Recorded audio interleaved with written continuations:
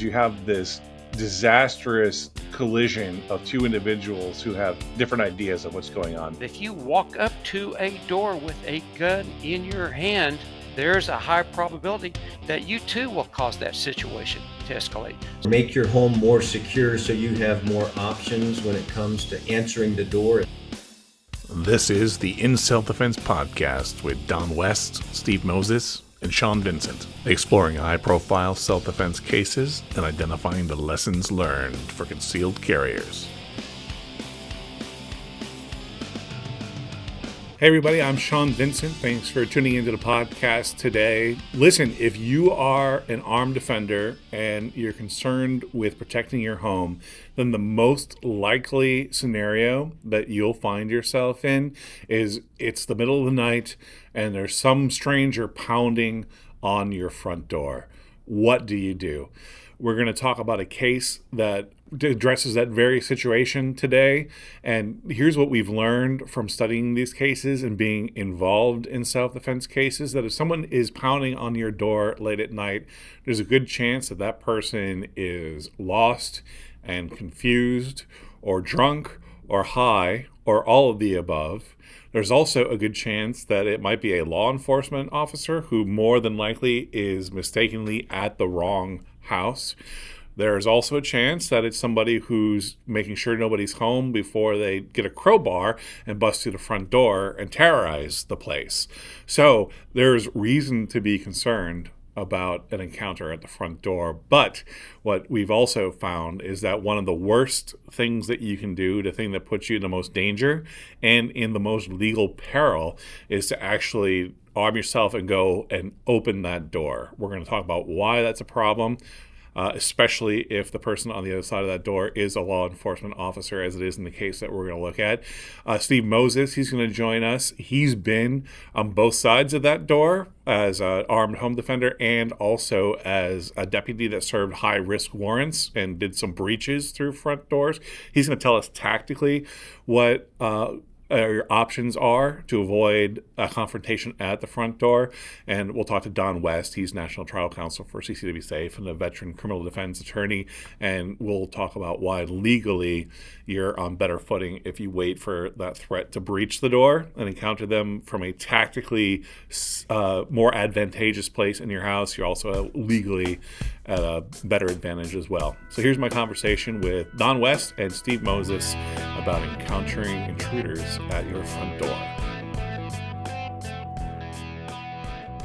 As I understand it, Airman Roger Fortson lived in an apartment in this complex, and the manager or supervisor of the complex called the police suspecting a domestic disturbance of some sort, hadn't investigated it herself, called the police, wasn't even exactly sure which apartment it was, but in any event, Deputy Sheriff Eddie Duran responded, got limited information from the apartment manager, and then went up to investigate himself. I think he had just a little bit of information, no reason to think he'd ever been there before investigating a similar incident.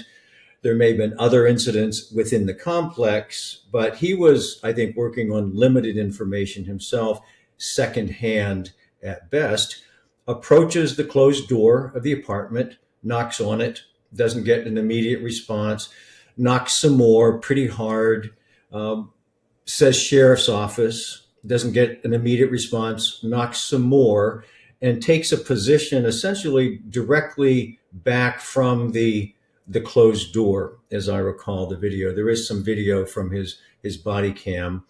And the tenant, Roger Fortson, approaches the door from the inside, of course, opens the door, and is standing there in full view of the deputy, who apparently is in full view of Mr. Fortson as well. Mr. Fortson has a handgun in his right hand, kind of held down toward the ground.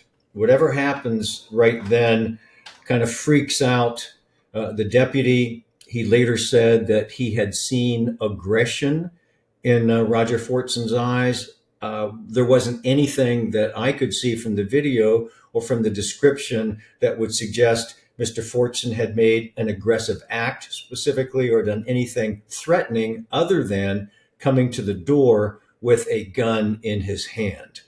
And that prompted the deputy to fire several times. And ultimately, Mr. Fortson died of his wounds from multiple gunshot wounds there on basically in the hallway right behind his door. And tragic set of circumstances. And, the deputy was no stranger to law enforcement. It wasn't like his first day on the job. He'd worked a few years in law enforcement. He'd been in the military, police. He'd worked for this agency before, took a break, came back, and had been on the job about a year when this happened. So there's so many questions about what he perceived, what he was thinking. Of course, what was Fortson perceiving or thinking?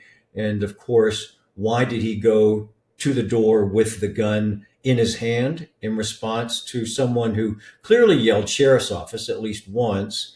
And of course, the deputy positioned in a way that when he saw the gun, he immediately believed, at least subjectively there, that it was a threat and responded as if Fortson was pointing the gun at him.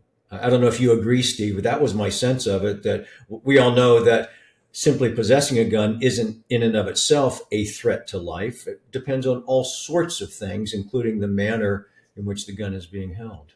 Hey, Don, I think everything you said was spot on.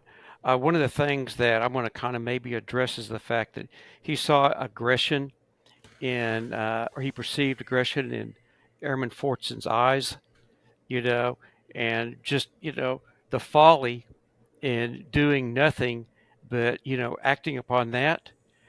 A lot of the people that I have dealt with as a deputy, and even in other instances, you could tell it appeared they were mad, they were agitated, they were contemplating something, but it didn't necessarily mean that, okay, I was picking up on signs that this person was, just about to attack me. What happened here is you have this disastrous collision of two individuals who have very completely different ideas of what's going on here. This officer is responding to a potential domestic violence dispute. He knows it could be rough. He knows there could be someone violent on the other side. And this person, this airman in his home by himself, all of a sudden just hears banging on his front door. Whether he ever heard that this guy announced himself as a police officer, we'll never know. But it's just both of them had very different ideas of what they might expect on the other side of that door, I imagine. I think that's very much the case. And one of the things from the perspective of the homeowner is that if someone starts banging on your door immediately without, making an attempt to, first, maybe knock a little bit softer and get your attention, well, then that's alarming. So, I mean, I envision like right now, I'm sitting in my house, and if all of a sudden somebody came up and started banging hard on my door because there's really no good reason for that, then I would have concerns, and I would like to think that I would make, good decisions, you know, knowing what I know so that I don't do something that may cause, a confrontation to, incur or, certainly not escalate. Well, you have to think the officer was on high alert if he had been called there because of a domestic situation. Everybody knows police officers are in grave danger many times. They're explosive, volatile situations. They respond to a domestic call, and who knows who's going to wind up attacking, the police officer. So he had to have been concerned about that, I would think, because of the nature of the call.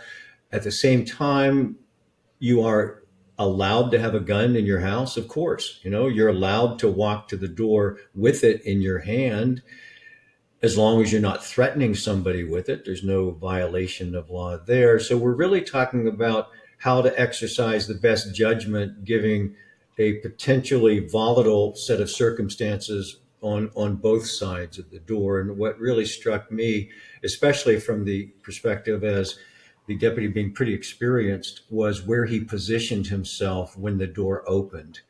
he put himself, it seems to me, at tactical risk because he was exposed and he probably felt extremely vulnerable. And when his, call it spidey sense, or saw aggression in the eyes or whatever it was that kind of got him going, his immediate response was to believe that he was at facing a deadly force threat and shot until the threat was eliminated, which is what you're supposed to do when you feel you're facing a deadly force threat. The problem was it looks like he misread it, and that Fortune was no actual threat to him. And it's was it, Steve? Was it tactics? Was it just bad judgment on, maybe a little bit of bad judgment on both people's part? I'm having a hard time sorting this out.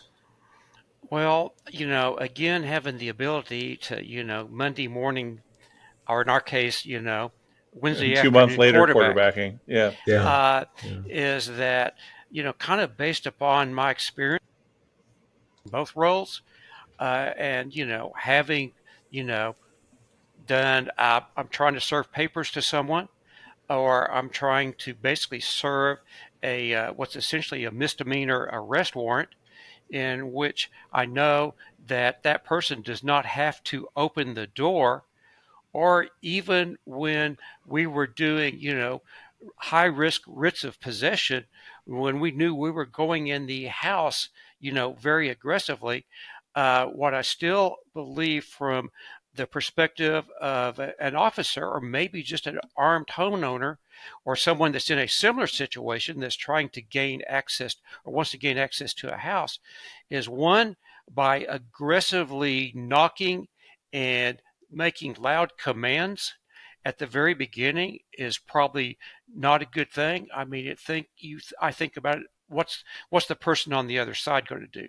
So had I done something like, okay, knock on the door, step to the side, say, "Sheriff's office, would you please open the door?"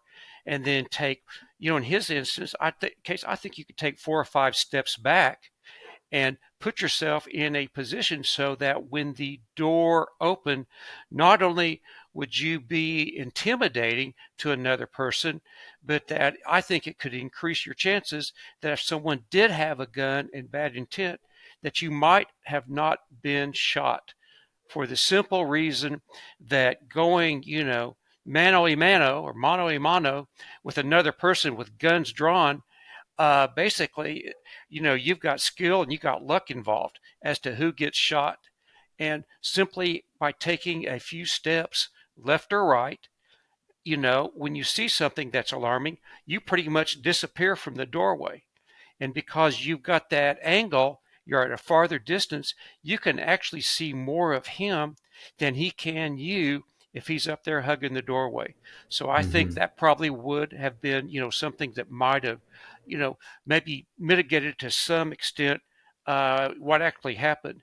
And the other thing, from the perspective of the homeowner, is that, yeah, an aggressive knock on the door would be concerning. Uh, People are aware that in some events you have home invasions that start exactly that way. These guys, they're dressed up. If you look at them, and with an eye to detail, you can see pretty quick that they're not law enforcement, but they're actually using ruse to intimidate the recipients of, well, recipients is not a good word, the homeowners, or the Mm-hmm. target, to open the Yeah. door. And so, by responding back, how can I help you? Something to that, staying away from the door, and then being aware that if you walk up to a door with a gun in your hand, you know, there's a high probability that you too will cause that situation to escalate. And so a lot of this comes down to, I don't know if this door had a peephole in it, or if he had a ring camera. Maybe not if it was an apartment, or if there was some other window that he could look out the door. But I think if you're an armed home defender, this kind of scenario is something that you're going to want to think about. What happens if it's at night and someone's banging on my front door and I don't know who's there? Having some ability to see what's going on the other side of the door is important. Because what you want to do to avoid what we talked about earlier, Steve, this collision of two different worlds, people with different expectations of what might be happening. And we talk about this in so many of our self-defense cases. You want to disambiguate the intentions Mm-hmm. of Mm-hmm. the threat or the perceived threat. And so if you looked out that peephole and you saw there was an officer in uniform, that's going to inform how you're going to respond to this. If you see a guy with a crowbar, that gives you a whole nother picture. Or if you see, Girl Scouts selling cookies, I don't think they do it door to door anymore, but you can have a different perspective, right, Don?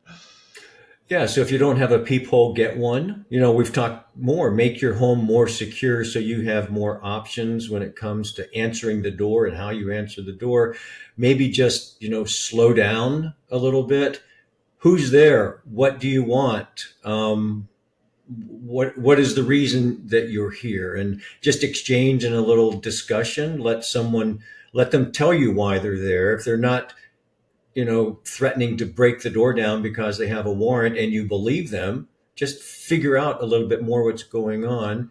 And of course, maybe, well, Steve, you can talk to this. You have in the past. Maybe don't show the gun so forthrightly as you walk up to the door, because whoever's on the other side, whether it's a deputy sheriff or someone selling Girl Scout, they're going to They're going to react and respond respond to a gun. to Yeah. that. And there was Steve, no need for Mr. Fortune, regardless of what his concerns were at that moment, to show the person that he had a gun. Do and you Steve, let's agree? take let's take that in two pieces, Steve. The first one is Don was mentioning verbal commands, and so you and I and Don, we've talked about this a lot, often in the context of when you encounter somebody in the street or in a parking lot, that if you want to disambiguate what their intentions are, then there's a lot of different ways to approach. Starting out with a request like, "Hey, could I ask you to step back?" or "Please don't come any closer," something like that, and then how they respond to that will inform your assessment of them as a threat. That works behind a closed door as well, doesn't it? Oh, absolutely, absolutely. As he was saying that, I'm like going, yeah, that is spot on. He's channeling Claude Werner there, you Yeah. know, just okay, try to gain some information and the manner in which you ask it.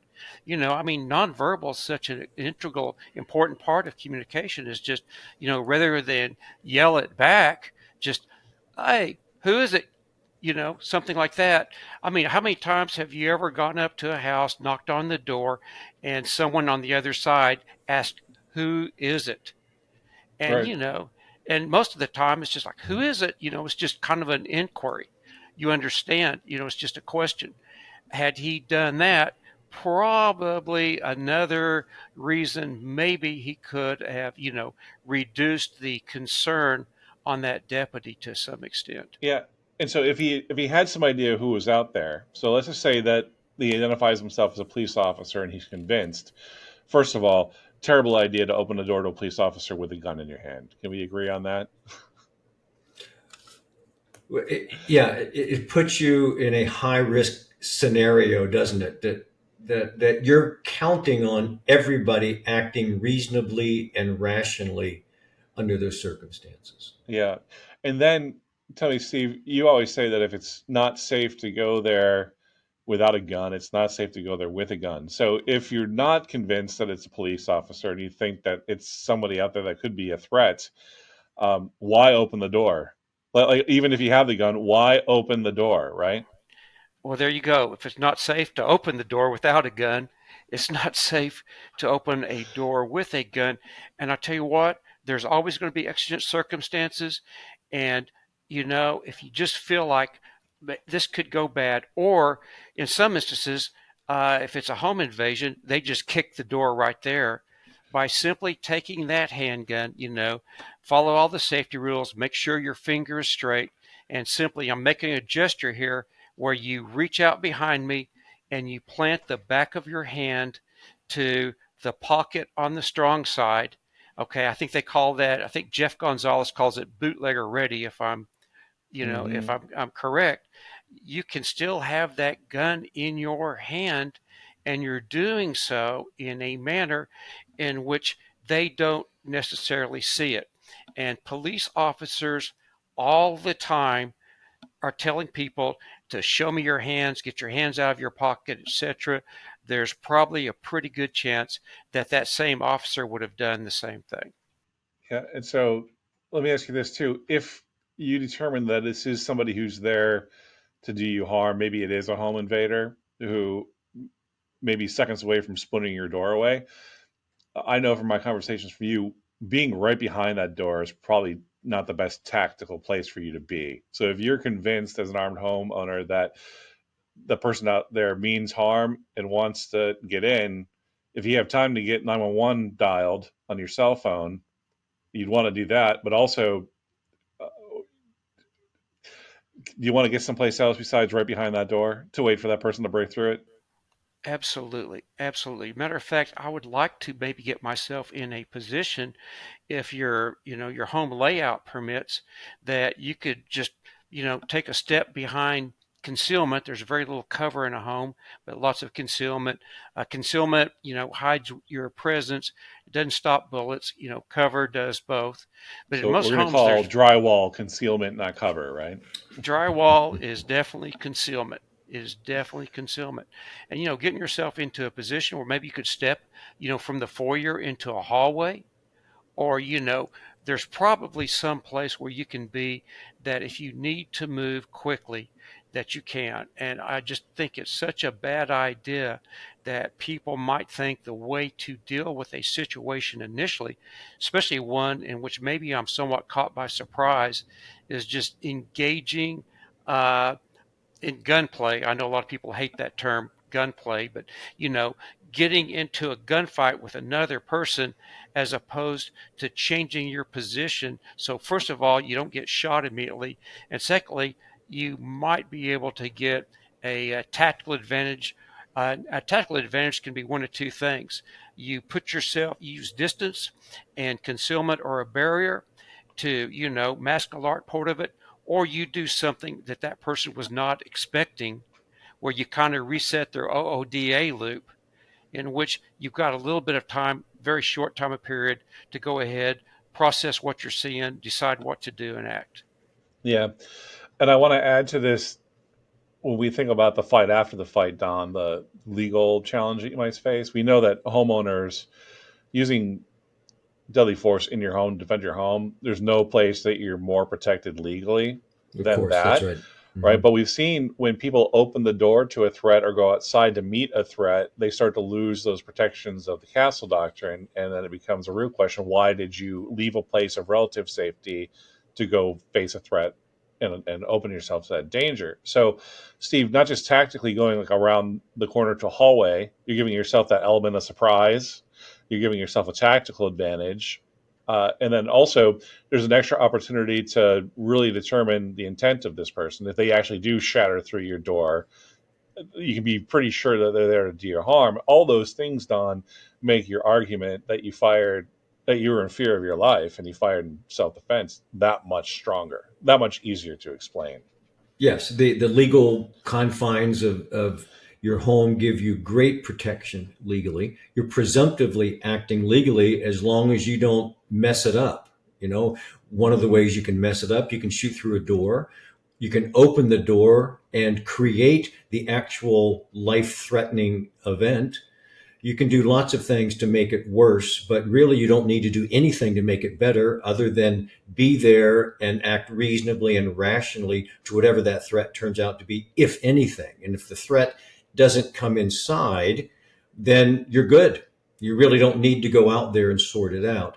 People go out of their house all the time, increase their own risk. They put themselves in physical and legal jeopardy unnecessarily. By all means, that doesn't mean that you don't have the legal right to do a lot of this stuff.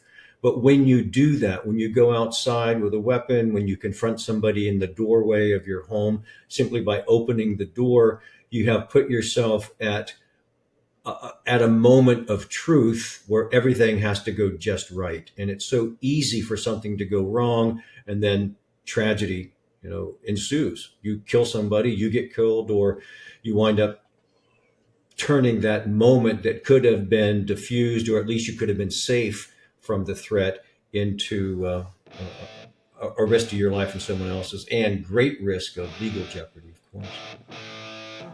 All right, everybody, that's the podcast for today. I appreciate you listening through to the end. We're going to be back next week with a case where a retired MMA fighter has a confrontation with a knife-wielding attacker in a parking lot.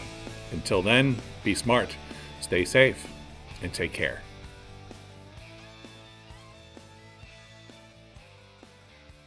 So if it's not safe to open the door without a gun, it's not safe to open a door with a gun.